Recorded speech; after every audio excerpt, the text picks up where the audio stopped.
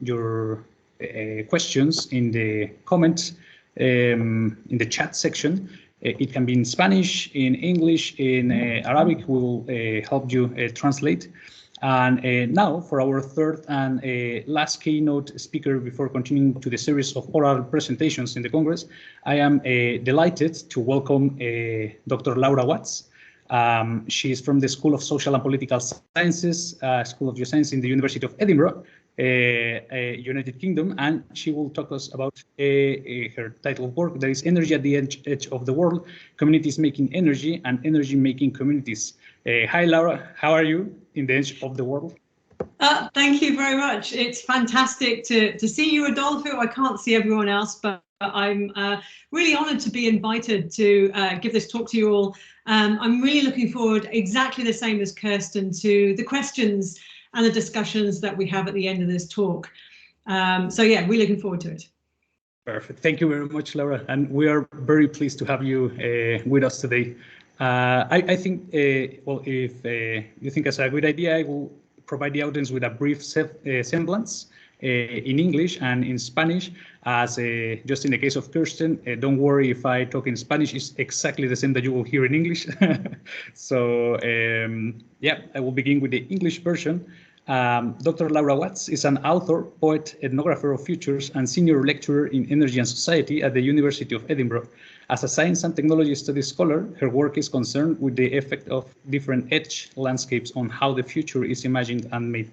Her latest book, Energy at the End of the World, an Orkney Island Saga, which I recommend a lot, won the Rachel Carson's Prize 2021 and was shortlisted for the Salter Research Book of the Year.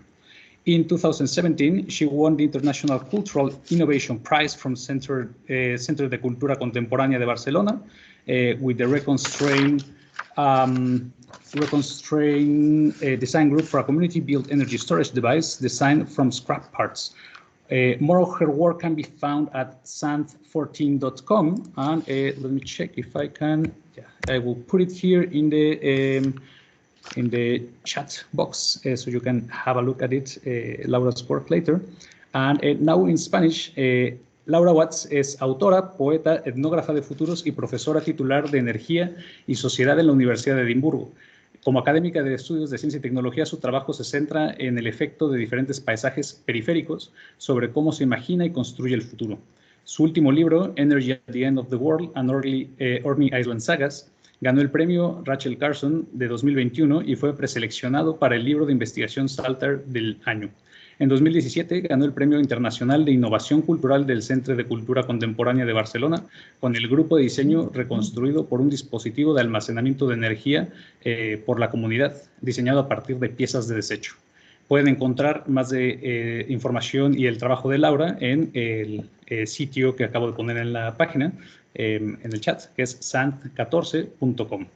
Well, Laura, it's a great honor to have you here with us, and I will leave the floor to you. Thank you. It is absolutely, like I said, a real pleasure to be here.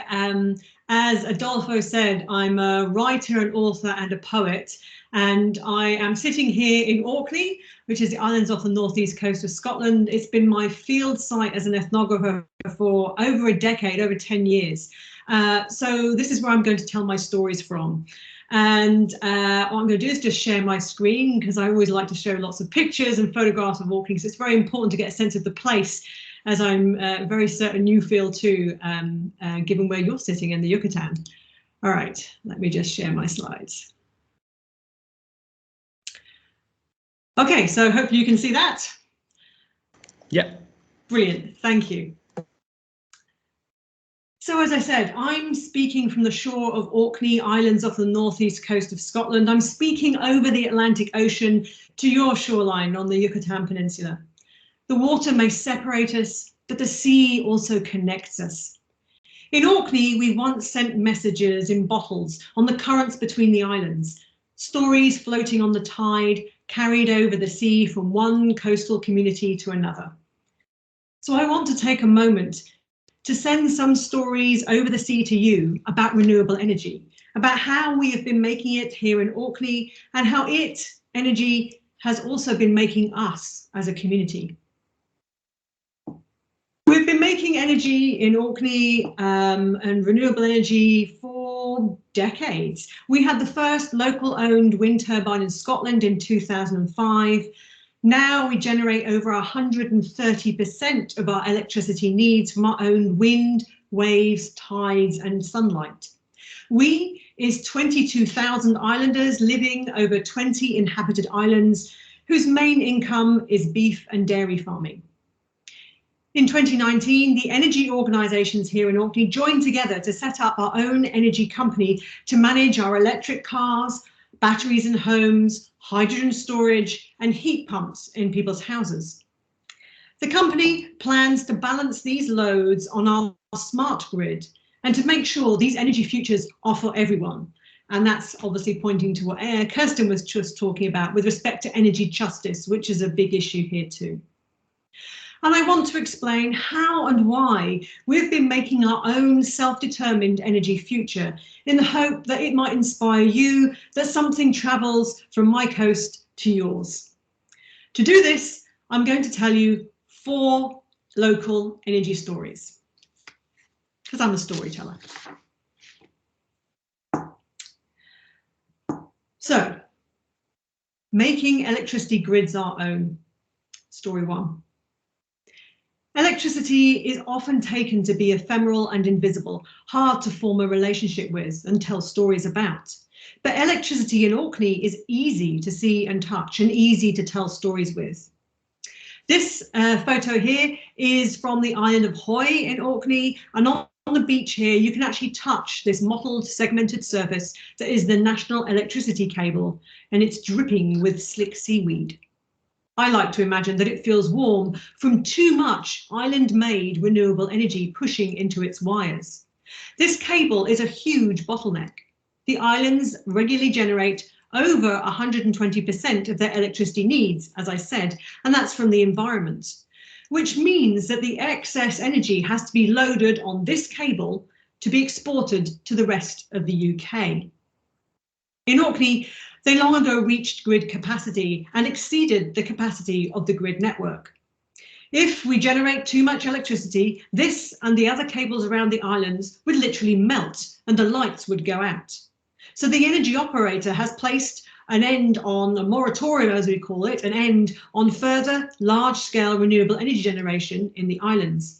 It's also installed a smart grid to stop the fuses from blowing in the form of an active network management system. I'm happy to take questions on that afterwards. And that's a system whereby the smart digital controls in that part of the network switches off local wind turbines to balance the load with the demand, a process that's called curtailment. So let me be clear. Despite the wealth of clean, green, environmental resource, the winds, the waves in Oakley, and trust me, there's a lot of it, it's a very windy, stormy place. Despite all that fantastic resource, the operator, the energy operator, keeps stopping the islands from generating renewable energy. But this stoppage by the smart grid is not a simple technology solution that it might appear to be. The local wind-owned turbines are generating desperately needed revenue for the islands and their communities. When a community wind turbine is switched off, the island that owns and runs the turbine loses much needed income. Some local wind turbines, like this one on ED, are curtailed, they're switched off over 40% of the time, which is a staggering loss of income to islands that struggle with some of the highest levels of fuel poverty in the UK. This grid challenge in Orkney is a microcosm for wider problems of national grids that were built for centralised fossil fuel power stations. But in contrast, renewable energy is not generated where those power stations were built. Low carbon energy is made in places like here, like Orkney, which is closer to the Arctic Circle than to London. The national grid was never designed for a resource-rich edge, Orkney's at the edge of the UK, to send electricity back down its cables to the city centre. The energy grid network is in essence the wrong shape for a renewable energy future. But the islanders cannot and will not just wait, whilst energy companies and governments tinker and dither and the smart grid system switches off the revenue stream that keeps their islands turning, leaving their islands to darken and risk depopulation. As the head of the local Orkney Renewable Energy Forum put it to me, what can we do to keep the wind turbines turning here? And by that he asked, what can they do to increase grid capacity so that the community wind turbines are not turned off? And then he gave some answers. 1, we can use more power in the islands. 2, we put another grid cable wire in. 3, we take the power off in another fuel. So number 2 is out of the question. They simply don't have the financial resources to pay to upgrade the rusting pipe you saw on the beach. But use more power, increase capacity on the grid, that they can do. One way to use more power is really simple. Decarbonise transport and move to renewable powered electric cars and hydrogen ferries. We're a group of islands, so ferries between the islands is a big carbon intensive resource. The islands converted their first electric car 14 years ago and now have more electric cars per person than anyone else in the UK, along with a lot of electric charging points that have been set up by the local island council. With the new Orkney Reflex Integrated Energy System project, they've expanded this to make an increased home ownership of electric vehicles, and we now have over 900 electric cars in the islands, which is pretty good for 22,000 islanders. And it's helped smaller islands in the Orkney archipelago obtain and run their own electric minibuses.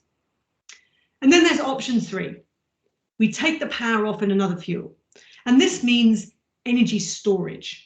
And that means both hydrogen and lithium batteries.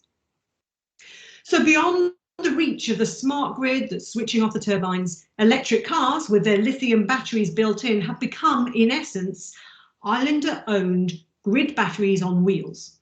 They are a self-determined way for the islanders to store their electricity and take power off, and so increase capacity on the grid. And the Reflex Integrated Energy System plans to manage these batteries and do its own community-led balancing of supply and demand.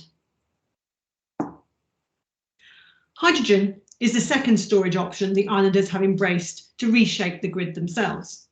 The Orkney Surf and Turf project involves taking curtailed electricity from a community wind turbine, which would otherwise be switched off, along with tide energy from the European Marine Energy Centre, which is based up here. So it takes us both kinds of energy sources and turns them into hydrogen fuel. That hydrogen fuel is stored in canisters and shipped to where it's needed in the islands for harbour power, and also here in this photograph to the hydrogen refuelling station for the hydrogen vans that are owned by the municipal council. There's also a proposed hydrogen fueled ferry and a hydrogen powered aeroplane that's in development at the moment. So the islands are overall a European territory for hydrogen. They're recognised for their use of hydrogen up here. So overall, the islanders haven't waited for the government to fix the grid. They've not waited for the government or the LNG operator to increase the capacity on the beach on Hoy. Instead, they've found their own self-determined way to keep on making more renewable energy, to increase capacity on the grid, and therefore increase revenue for the local island communities. My second story, the deep energy time zone. Looming over you is a monolith, 3 or 4 times your own height. The surface is not black, but it's gritty with neon-coloured lichen. Its edges are sharp and rectangular, and looking up, the top is not horizontal, but a trigonometric angle, so precise it appears laser cut.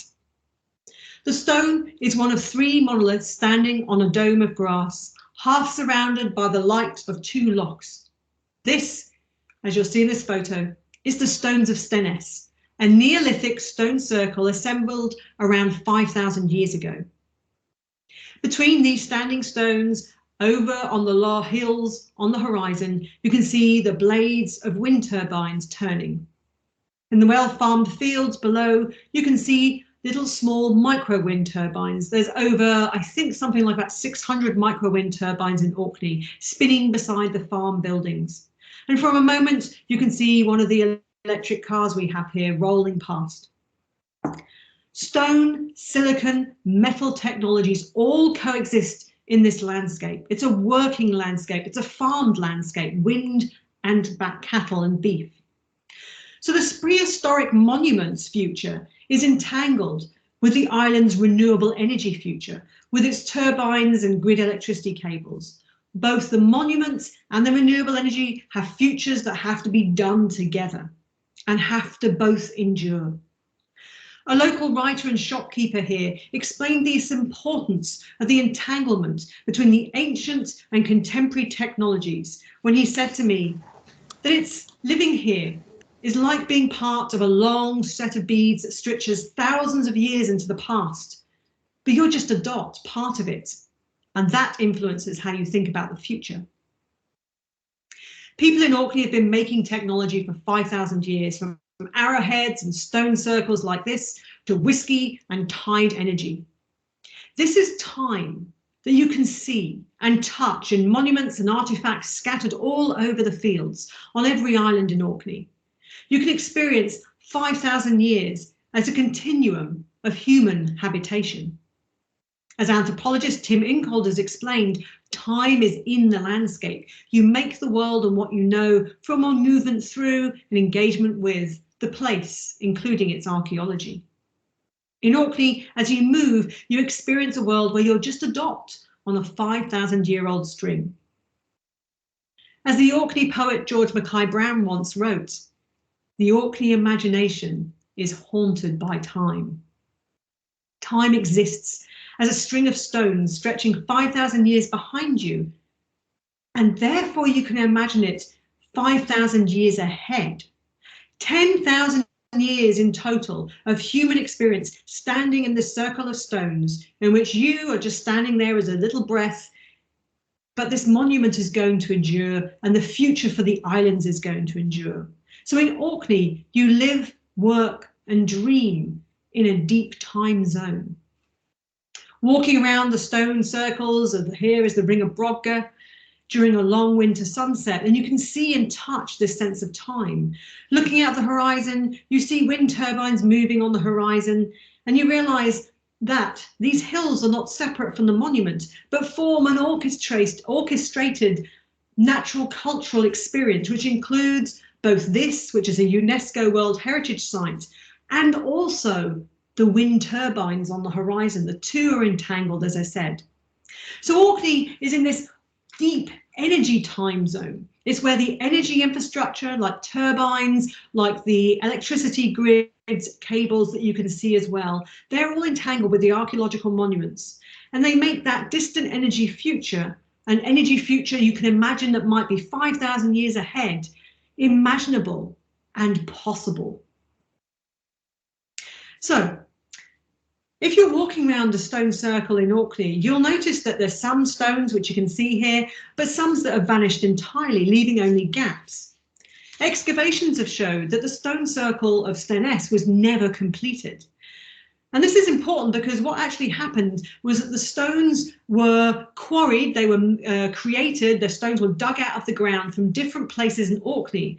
And archaeologists think that what happened was that different people who lived near those quarries where those stones were gathered came together with their stones. So different groups of people came from different places in Orkney and came together to make the stone circle. Archaeologists argue that what really matters is not the technology of the stone circle, but its assembly, the process of building the monument, and the act of construction which creates the social relationships. So this stone circle you're seeing here created a social network between people. There wasn't an Orkney community that constructed a stone circle.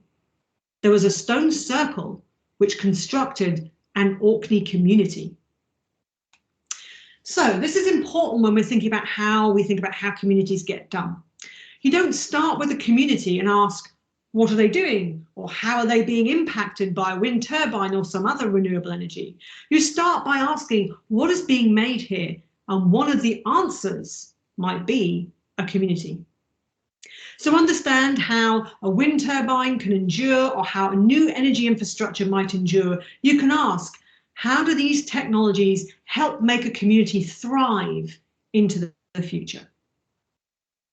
For some of you, this may not feel very new or particularly unusual.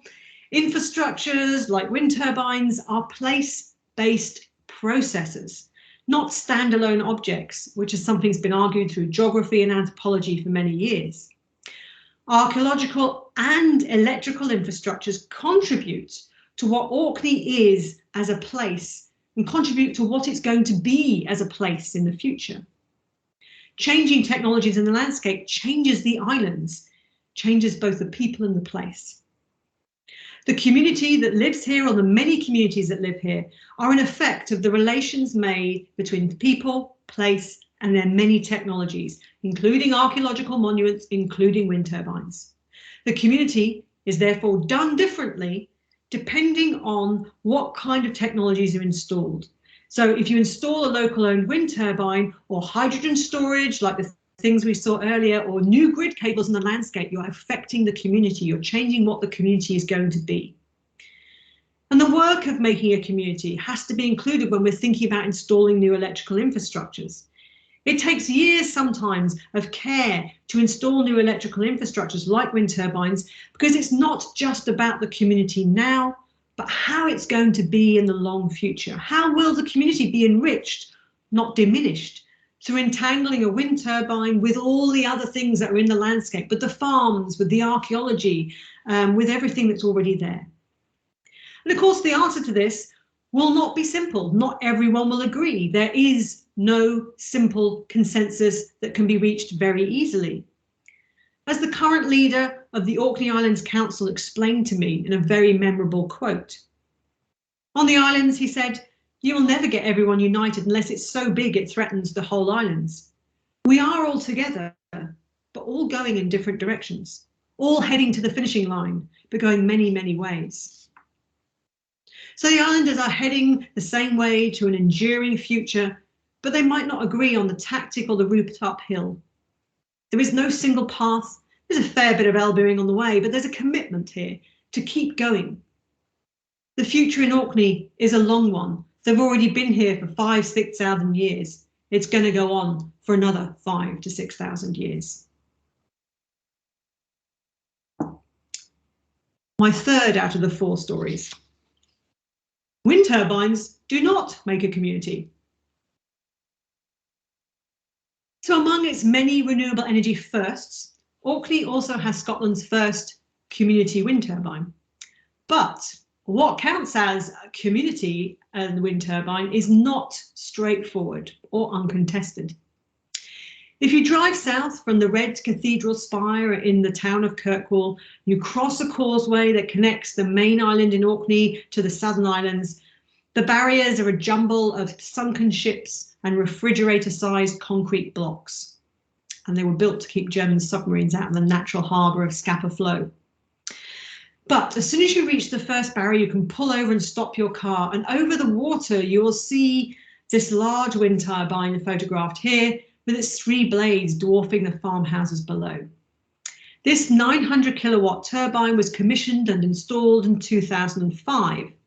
That's easy to say. It was paid for by a group of people living in Orkney so that its revenue returns to them. That's also easy to talk about. But then the story grows a little bit murky and a bit multiple. In one version of the story about this specific wind turbine, it is the first commercial scale grid connected turbine under local shareholder ownership in Scotland, and a real model for other initiatives elsewhere. It's part of the Orkney story of the struggle for local ownership of energy and its subsequent success. The first project in Scotland to be fully funded by the local community. But in a different version of the same story about this turbine, it is 10 rich people who got together who had £50,000 to invest. As someone said to me, this particular wind turbine is not a community wind turbine, but an investment club. The tension between these 2 different stories and accounts of the same wind turbine was explained to me because of that troubling word, community. And the person said to me, the term community is contentious for this particular wind turbine. It has local shareholders, which is not really giving money to the community. There are 12 local people who benefited from the turbine, so it depends on how purist you are about community. For most people I spoke to, the wind turbine is doing many things, including making Orkney renewable energy and returning revenue to local people in the islands, but it's not making community. There are, however, 8 local community development trust-owned wind turbines across the islands. So, given this wind turbine, Edie Community Turbine, is that making community? Well, when I talked to folk on other Orkney Islands about their wind turbines, they explained that the first thing they did was to define sustainable community for themselves on the island. I should say that the islands in Orkney were talking about have populations that range from something like 100 people to perhaps 600 people. They are quite small populated islands.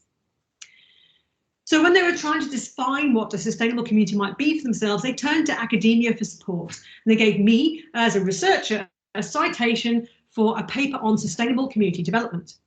The paper rejected the concept of a sustainable society, saying that was impossible, it was a one-size-fits-all approach.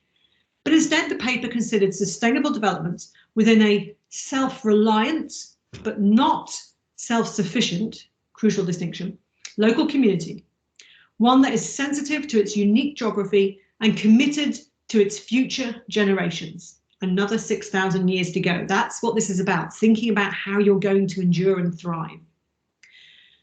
So the islanders argued, as I do, that a community is a long-term interaction. It's a process, something made in ongoing hard work, practice.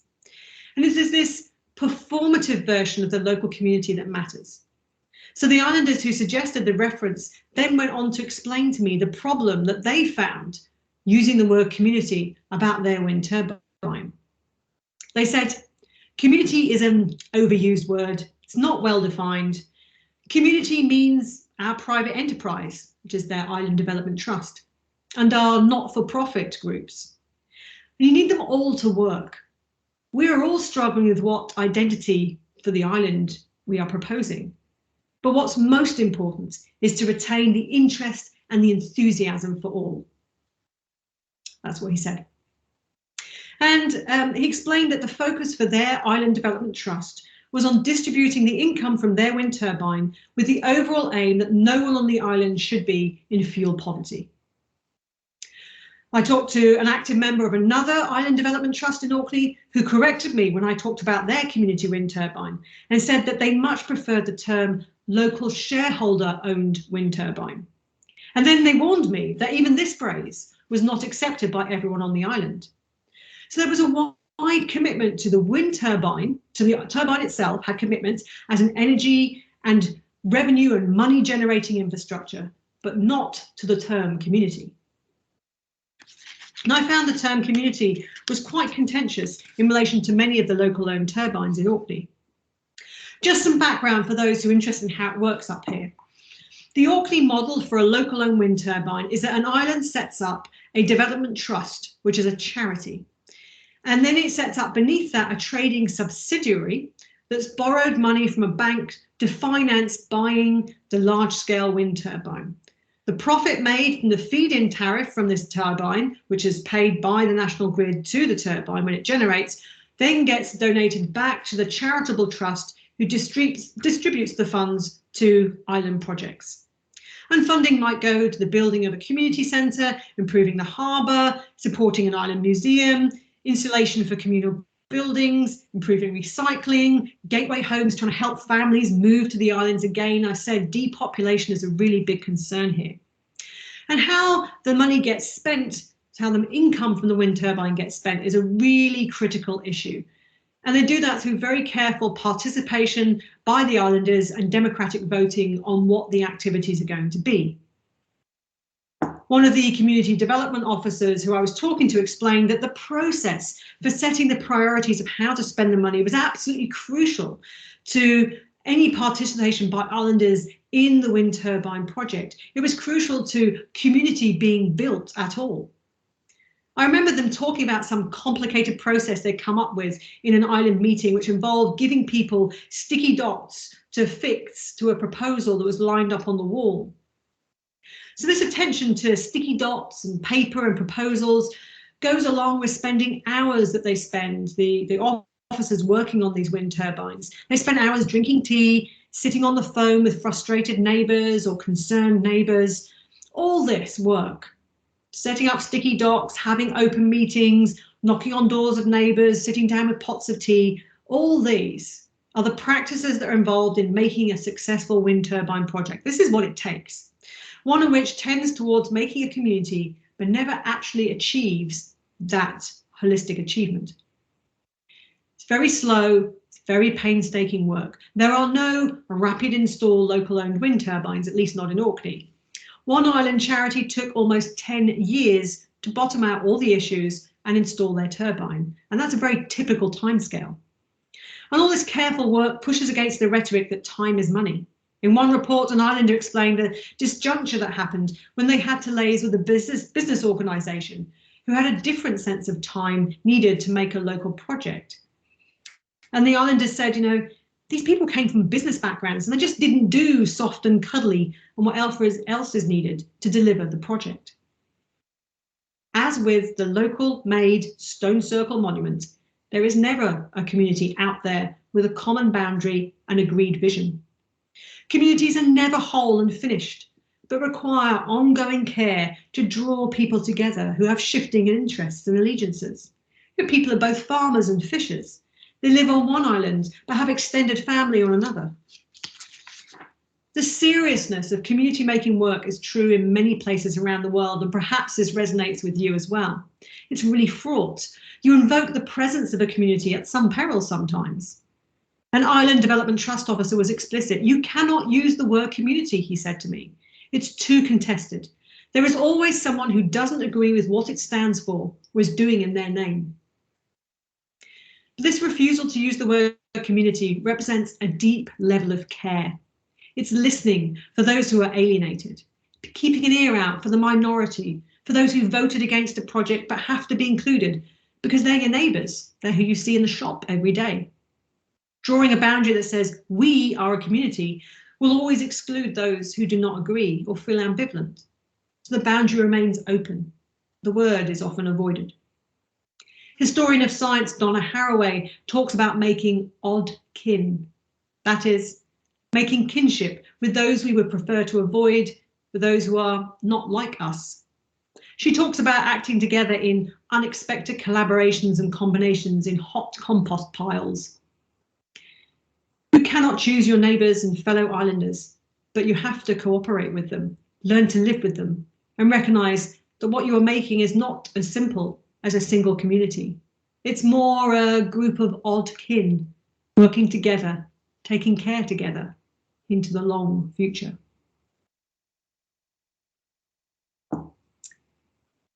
My final little story. Precarious places are future-making places. In Orkney, you can feel the energy on your body and the pervasive cold winds that blow straight from the Canadian Labrador coast or from the Arctic sea ice. As with other locations at the edge of the map, going out for a pint of milk can sometimes require some serious force of wind to remain vertical. Storms are also hard on the suspended electricity cables that hang from poles over the fields. Faults happen in the undersea power lines between the islands and in the cables over the hills. The electricity might go out for half a day, which can also take out the mobile phone network and the landline phones and the internet, electric heating systems and cookers. As science studies scholar Susan Lee Starr has long ago noted, infrastructures become visible on breakdown. The precariousness of the energy infrastructure in Orkney makes it not just visible, but something you have to care for and you can manage yourself. Primary school children draw their island with its wind turbine on their green fields.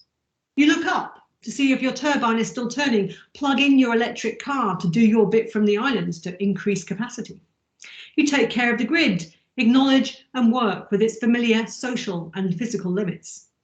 Instead of the grid being just controlled by distant electricity transmission actors, state regulators and multinationals, The grid is quietly being a little bit managed by the islanders. This is one important effect of the precariousness of electricity infrastructure here due to the severe weather. The severe weather means that the electricity infrastructure is more malleable. Another effect of what happens is when the lights go out in Orkney. Not much.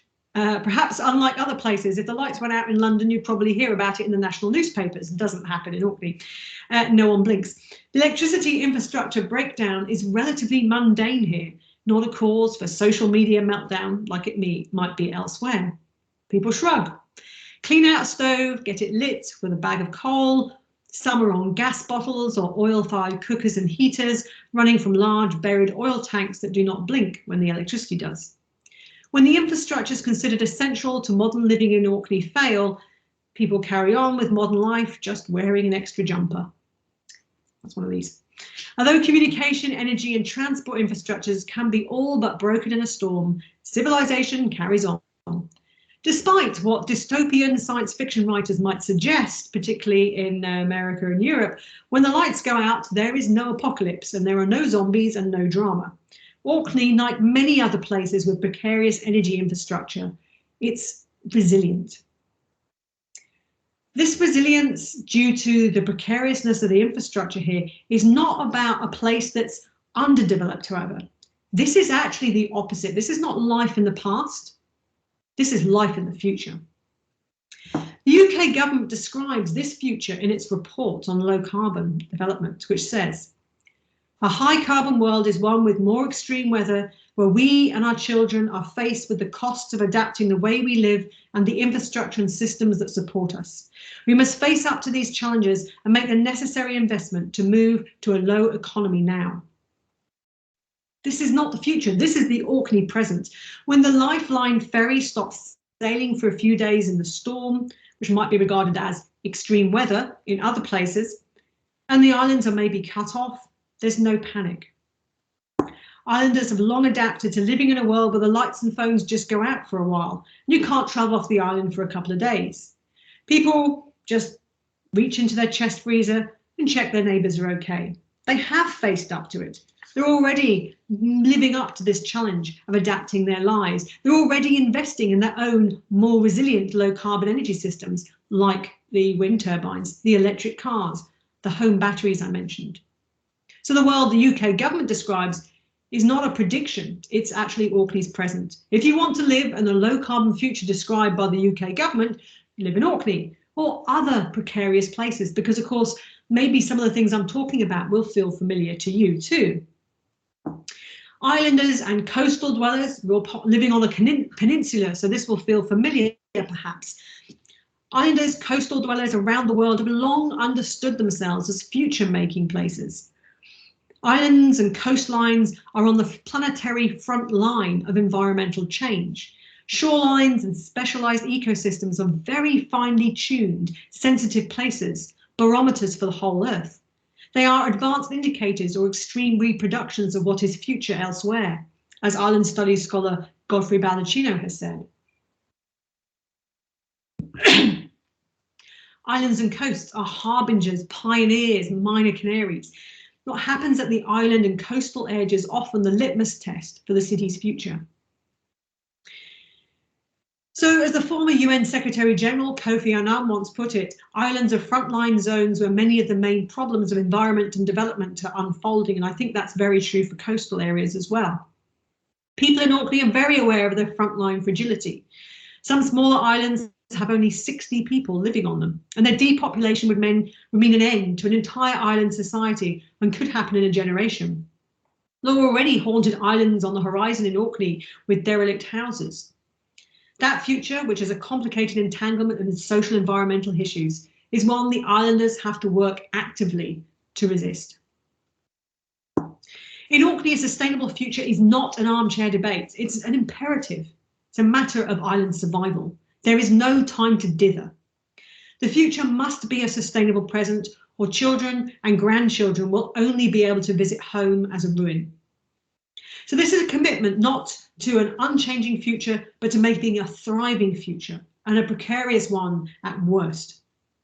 There is no talk about ending. In contrast to maybe you hear stories about apocalypse stories about the Anthropocene, that's not going to happen in Orkney. The fierce weather and precarious energy infrastructure does not lead to stories of disempowerment, but to participation in an enduring low carbon future. People here have always lived on a long string of time, and they intend to keep on doing so.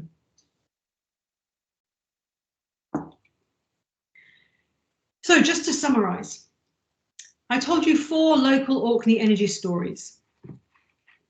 The first was how making electricity grids does not have to be a matter for governments and multinationals, but can also be a matter for local self-determined action. Second, that archaeology is an experience of deep time in the landscape, and that this opens up an experience of deep energy time. Monuments are part of the future as much as wind turbines. These are entangled together. There's a sense of time in the landscape, and renewable energy is part of that, not separate. Third, remembering that community is not out there to be consulted, fully formed, but are continually made with slow care. Even the work community must be used strategically and with caution. And fourth, that finally sometimes places that seem to lie at the end of the world, off the map with harsh weather, can be both precarious, but also where the future can be found. To bring these stories together, I think of the electricity network as a tapestry, being rewoven by the islanders over decades and even thousands of years. The islanders have woven their threads of local-owned wind turbines, hydrogen, electric cars. So what was originally designed as a centralized grid with central power stations has actually been changed by the islanders to some degree and reshaped in something more distributed, more decentralized. The such reweaving of the grid is happening here at the edge of the network in the UK should not be surprising, because this is not the end of the world, but it is the edge. And of course, I'm using edge in the double sense. The cutting edge of technology, and also the edge in terms of periphery, in terms of geography. So despite the pervasive story that innovation only happens in smart cities and urban places, innovation at places like Orkney, innovation at the edge, has been documented and celebrated at length. Innovation at the edge happens through self-determination. Innovation at the edge is part of the shared experience of living on a precarious shoreline. As director of the European Marine Energy Centre explained to me, here people can see the edges. People identify themselves as coming from Orkney. There's a common sense of boundary. You can see who you are in this with. This shared outlook is the literal sense of standing on the shore and looking out to the rest of the world. But rather than thinking of this as demarcating people separated by sea, as our islanders are just surrounded by sea, I prefer Philip Vanini's ethnographic observation that an islander assembles together an island by way of making use of whatever is at hand. What matters is the shared experience of making use of what is at hand. Living on an edge, and maybe some of you experience this as well, creates a shared experience of particular practical, particular self-determined, sometimes ad hoc solutions that are very innovative, and they're about maintaining precarious infrastructure often. Edges are not at the end of the world, but where you go to experience a different kind of innovation.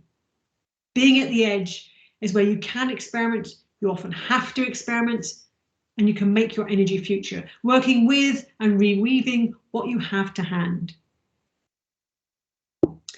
So my 4 stories about Orkney renewable energy are not about being on an island separated by sea, but about knowing who you are in this with, knowing who shares your experience of having to make self-determined innovations to developing not just your energy infrastructure, but also your odd kin communities into the long future.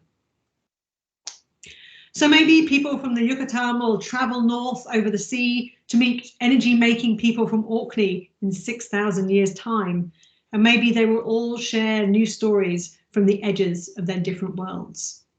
Thank you.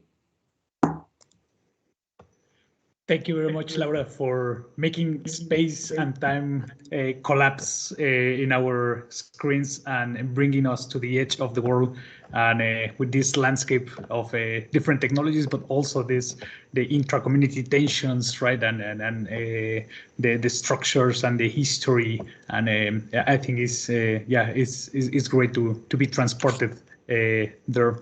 I have several questions from the audience. So I would like to just begin with this one, who says, a question for Dr. Watts. Thank you very much for your excellent work that undoubtedly helps us to locate ourselves more in the area. I have no questions other than comments about your experience in the subject, where several colleagues with us who attend this Congress are developing a project in the National Strategic Program or Rural Social Energy Transition in Mexico. In our proposal, we are aware that social sciences are important scientific support for energy transitions, but we all know that social research is complicated, expensive, and takes a long time.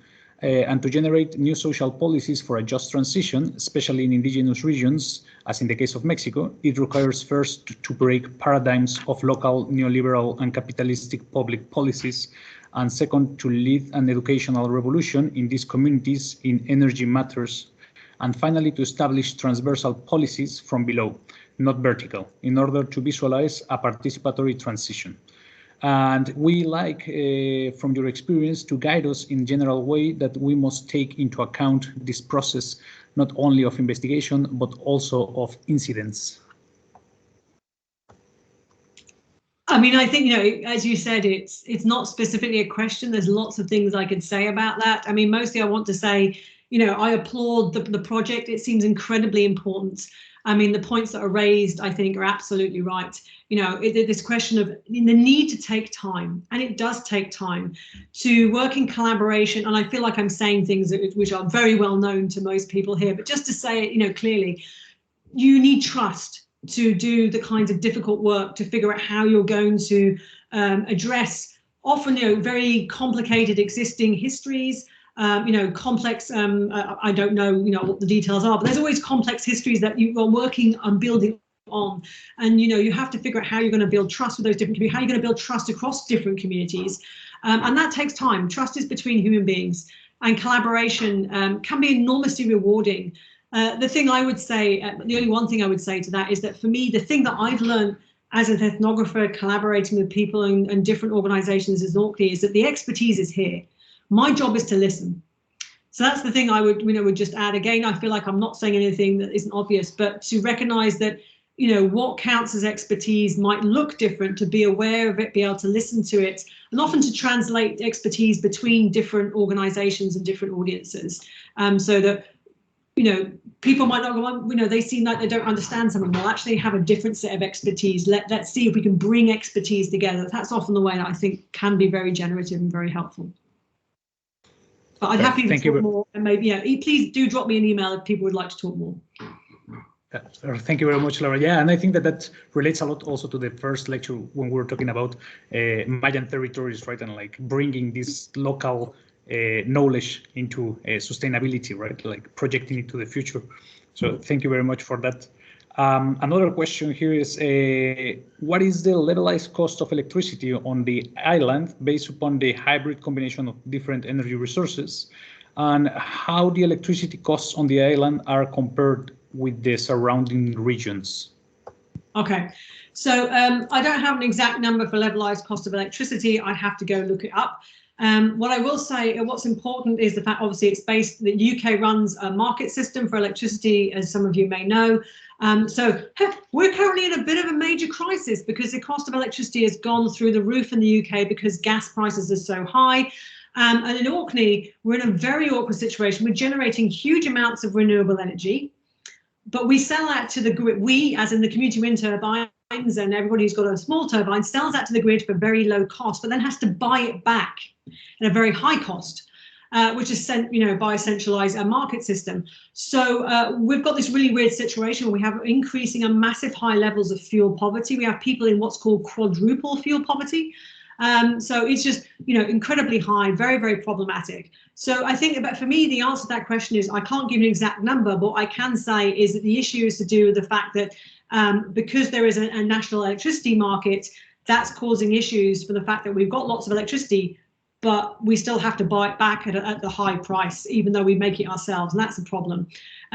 So I also just respect electricity costs. The one thing we're trying to deal with is that, again, I talked about this history. Energy histories are so important to creating energy futures. One of the energy histories here in Orkney is that we had centralised power stations on mainland Scotland, and they were basically sending electricity through that cable, which I showed you a picture of, to Orkney, and that was seen as very expensive. So in Orkney, people paid a surcharge, an extra charge per unit on their electricity cards to pay for that extra charge for sending electricity from the power station, even though that doesn't really happen so much anymore because the energy is now, renewable energy is being generated in Orkney. So that energy history is still built into the billing and the costs in Orkney.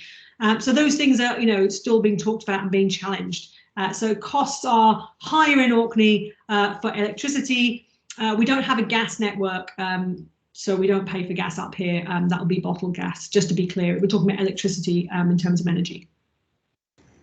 Thank you very much. Yeah, that's really interesting in the justice point, right? Where it's generated and the prices for us will consume. And I think in April, also the prices for electricity will change in the UK, right? So maybe that will, this quadruple energy poverty that you talk about is going to become harsher even for some people. So yeah, the price cap is going to be increased so that what households pay will go up. Yeah. Well, thank you very much. Another question here is how the different energy resources are treated and managed at the end of their life cycle, and what is the protocol on their disposal? Okay, so I guess you're talking about the actual infrastructures in terms of the physical things that are installed in the landscape. So the protocol for disposal of the life cycle will depend on what it is. I think I showed you one of the photographs. You would have seen some wind turbines and this strange concrete base, like a hexagonal base. That's actually remains of a wind turbine that was installed in Orkney, I believe in the 1980s. The UK was testing large-scale wind turbines. They chose Orkney as a test site. And that basically got removed, but the base hasn't been removed. So the turbine got removed, but the base didn't. So the protocol, I said, depends on different devices and when they were installed. Every device that gets installed, whether it's a wind turbine, which has concrete to keep it stable, and you need it in Orkney because it's very windy, or we have wave and tide energy devices in the sea, and they will be often anchored to the seabed. They all have to go through a very complex environmental impact assessment. And that's basically where, part of that environmental impact assessment also they have to address what's going to happen at the end of the life cycle. So I can't give a single answer to what it is, but generally it's about, okay, how do you restore the environment to what it was? So in Orkney, for example, we have a resource called peat, which is, I don't know what the word for peat is in Spanish, Adolfo, you'd have to help me out there. Peat, I think, it's from the soil, right? Yes. I also don't know. I came to know it in Scotland, actually. So, so what happens is we have a soil becomes very, very dense, and is actually you can able to burn it. So it's an energy resource, and it's something that people have burnt up here in years past, not anymore. So you dig the soil and you basically dry it, and then you burn it. It happens in Ireland as well. The reason I'm talking about that is that's a really important resource, not just for energy, but for birds and for wildlife. So there's lots of peat restoration that happens up here to protect the landscape. So the life cycles are different for different kinds of things that are installed in the landscape, but there's very great attention to how we restore the landscape to what it was. So that's something which I said goes through a process of installation. So that's what I know about. If you're asking about car batteries and electric car batteries, I know less about that because they're obviously shipped on the island, but they seem to be going strong. We've got a second-hand electric car market up here, so that's interesting too. Thank you very much, Laura. Quick Google search. Peat is called turba in Spanish, so that's also new for me. I'm also learning. So thank you very much. And next question I have here is, Sorry, which is the difference in community making between different scales of renewable energy projects, from utility scale to decentralized? Okay, so difference between community making between different scales. Okay, interesting question, because I would be cautious about relating with a question of scale with community making. There's always an idea that somehow if things are small scale, they're somehow good, and if things are a big scale, are somehow bad. But actually, it's not as simple as that. One of the things fascinating, I gave the example of the sort of slightly tricky local owned wind turbine that's very early, that some people regard as a sort of investor club, other people say is a local owned shareholder owned turbine. I gave that example because it's making renewable energy in Orkney and it's bringing revenue to the islands. And so some people might regard that as a good thing, but actually it's complicated. So I would also say we have a project which you can look up, which is the Orkney Community Wind Farm project, which is going to install several large-scale wind turbines, and they're being installed by Orkney Islands Council, which is the local municipal council. It's a big wind farm project, but it's being run by the local municipal council, and it's called the Orkney Community Wind Farm project. So, you know, and there's consultation here. I would say for me, the question is not about scale, but about ownership. And I'm following a lot, which you can read, people like Gordon Walker, the work on NIMBYism that got done, some wonderful research. Often the relationship and community making that gets done and the sense of community is about the sense of ownership. And that's not about necessarily legal ownership. It's not about whether you actually legally have a share in it. It's about whether you feel like you have a sense of ownership, whether you feel like you're participating in how the community wind turbine was installed. So that sense of ownership, not legal ownership, but sense of ownership for me is how to think about, you know, the community making that gets done in a project, not about how big or small it is. Perfect. Thank you very much, Laura. And I think that's yeah, we saw that in the story about the people who got together, right? The club of people with money, right? Depends if you are part of it or not, if it's making community, right? Yeah. Absolutely. You know, for those people who are part of it, it's very much part of their community, right? Yeah. Perfect. Thank you very much. Another question, how the hydrogen fuel is prepared on the island? Is it generated using the local energy resources, or it is purchased from the nearest land areas? Okay, so really nice question. There's a whole other discussion to be had about hydrogen. So hydrogen in Orkney is generated from the wind energy from the turbines. And we also had a project where it's generated from the tide energy turbines. Because the tide energy, so we're an amazing place. We generate tide energy from the European Marine Energy Centre. And there's an electrical substation. So essentially, the electrical substation, they installed an electrolyzer. And in that electrolyzer, they took the electricity off and stored the hydrogen that was generated in canisters. So you then got these big canisters that are full of hydrogen. And you basically put the canisters in a truck, in a lorry. And you drive the lorry onto the ferry, I'm not joking, and then you put the lorry that's full of canisters, full of hydrogen, and it comes to mainland Orkney, because as I said, Orkney's an archipelago, and the hydrogen that was being from this electrolyzer on ED had to go to a different part of the island where it could be used. Because we don't have a gas network, we've got no pipes to put hydrogen down, so you've got to put it in a canister to get it to a different island. So we are generating it. We have another electrolyzer on another island called Shappensea, and that's basically being generated there, and they're making hydrogen there as well. And it's being then used in places, like I said, like the refueling station that's used in the vans. If you go to the European Marine Energy Centre, EMEC, I'll put the website in the link, and they have a list of about 10 different hydrogen projects where you can find all the details about how the hydrogen is happening in Orkney. But no, we are making it here. We have a kind of end-to-end hydrogen system where we're generating it and using it.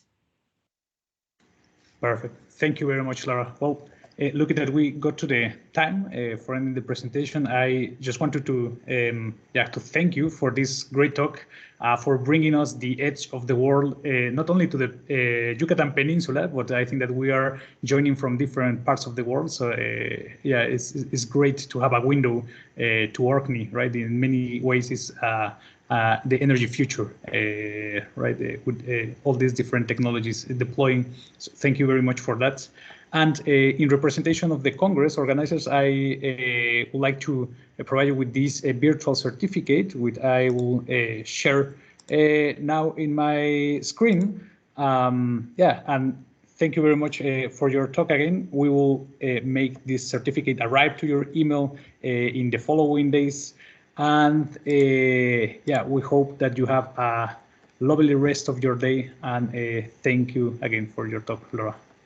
It's absolutely my pleasure. Thank you so much for the certificate. That's really, really lovely. And I said I would encourage people to, if they want to sort of talk to people in Orkney, if they've got community projects, or if they'd like to drop me an email or a message, I'm on Twitter as Laura Watts. Or obviously, you know, if you want the longer version, then read the book Energy at the End of the World, which you talked about, which is here.